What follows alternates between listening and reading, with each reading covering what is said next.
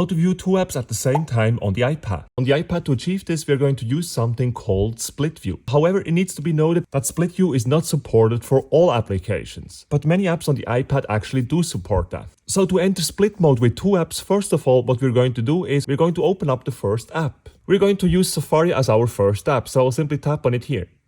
Now to enter split mode on the iPad, it's actually really simple. All you need to do is to press on these three horizontal dots here at the top of the screen, and you can then choose split view.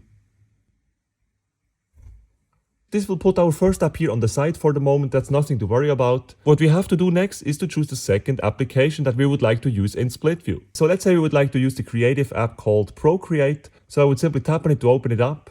And just like that, we can see two apps on the iPad. Now if I open up a project here in Procreate, for example, you will see that the split mode is still maintained and I can change here, I can change things around here and I can start drawing and I'm still perfectly here in split mode. So this is great because on the left side here in Safari, for example, I could search for some inspiration and then on the right side I could immediately start to draw. To get out of split mode, you can just press here on the three horizontal dots and you can then close the application from here by tapping on close. Or you can also tap full screen if you would like the first app to spread over the whole screen again. So I'm just going to tap on close here for now.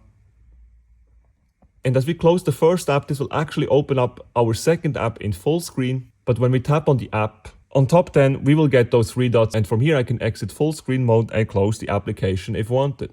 If an application doesn't support split view, when you're trying to open it up as part of split view, for example here iMovie, on top it will say split view not supported. And this is how you view two apps at the same time on the iPad. If you enjoyed this tutorial, make sure to smash the like button and subscribe for more iPad tutorials.